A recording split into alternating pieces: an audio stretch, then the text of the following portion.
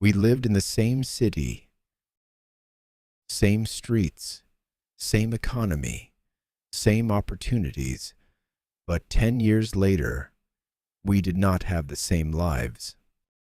Back then, I thought opportunity was something dramatic, something loud, something obvious, something that would arrive at the perfect time and explain itself clearly.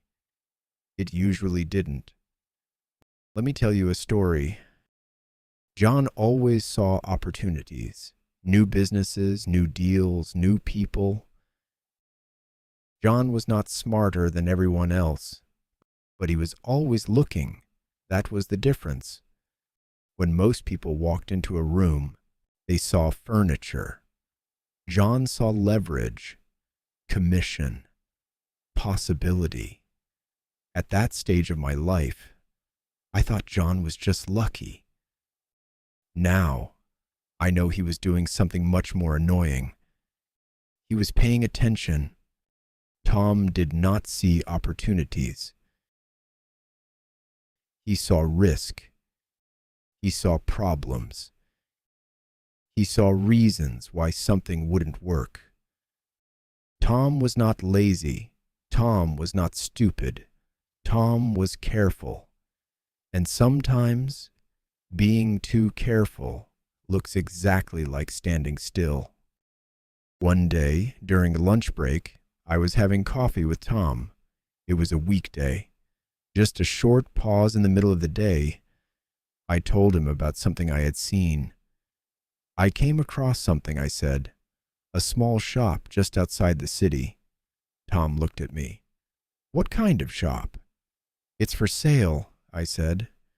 It should be more expensive. But the owner needs cash urgently. Tom raised his eyebrows slightly. What are you going to do with it? I could rent it out, I said. I might need to take a small loan from the bank. Then I looked at him.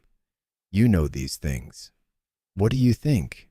Tom answered without thinking. Forget it. Short and clear. It's risky, he said. Who wants to deal with tenants? Loans.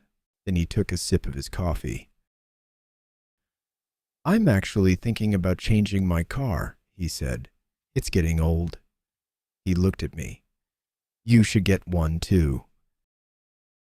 You could go on trips with your family. Take a vacation or something.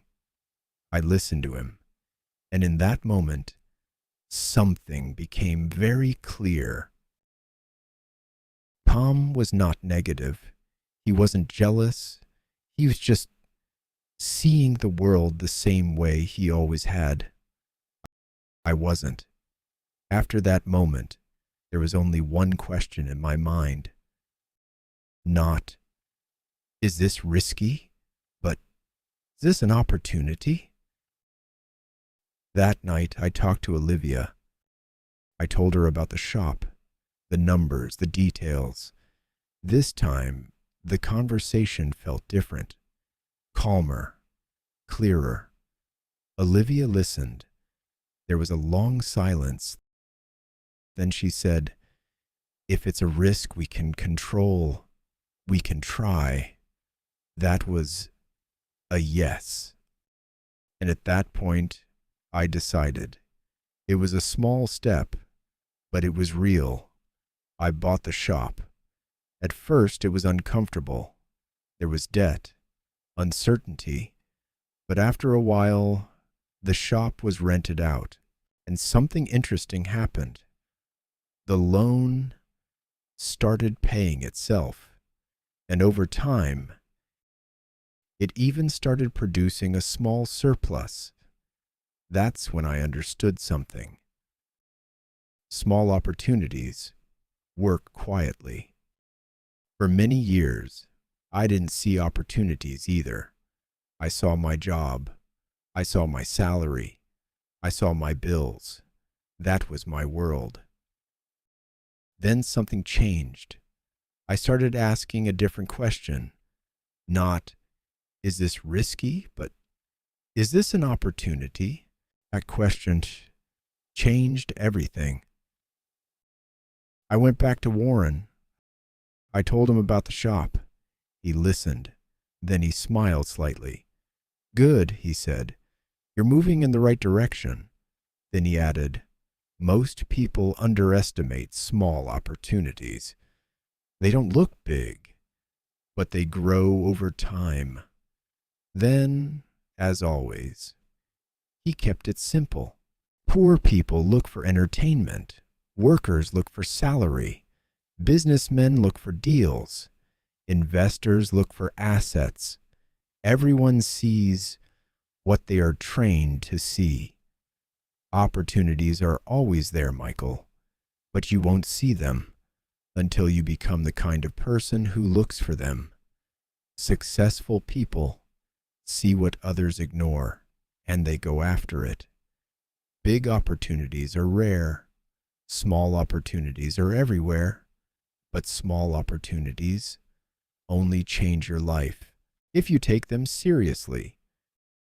Same city, same country, same year, different decisions, different lives. Opportunity is not a miracle. It is a pattern. And patterns become visible when your mind changes first. Opportunities don't change your life.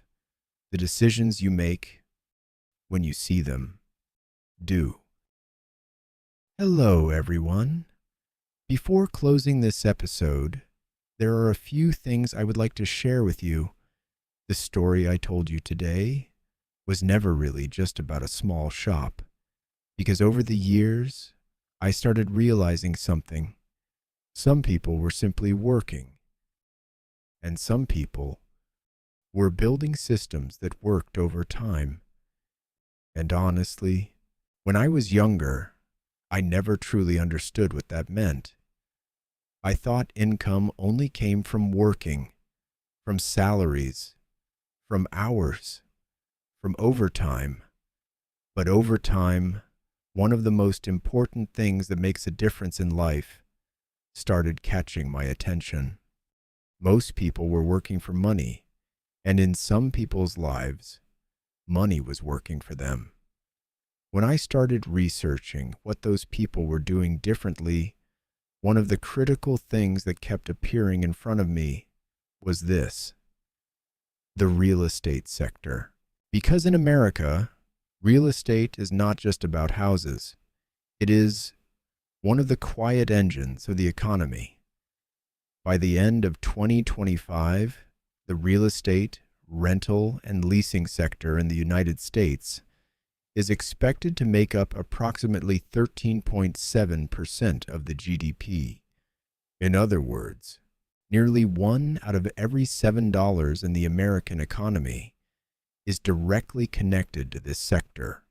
Stores, offices, warehouses, small shops, millions of people work inside buildings owned by someone else, and every month money moves from labor to ownership.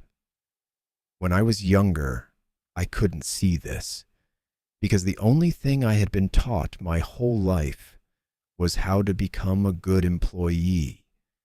But after a certain point, I started noticing something. Some people spent their entire lives only having active income, while others had passive income streams alongside their active income. And over time, I started realizing that there were actually a surprisingly large number of people living entirely from passive income. And I think this realization became one of the biggest things that changed my perspective. And while we're here, there's something else I'd like to briefly mention. In future episodes, I'll talk much more about active income and passive income, because over the years, this became one of the things that changed my life the most. What I did in my own life, what I did right, what I was late to understand, and the things I still want to do in the future. I'll share all of that with you. But I should also say this: I'm not a financial guru. I'm not giving investment advice to anyone. I'm just a man who understood life a little late. And I think that's really what I'm doing on this channel, sharing my journey honestly with all of you. And I hope you enjoy listening to these stories as much as I enjoy telling them. That's all from me for now, friends.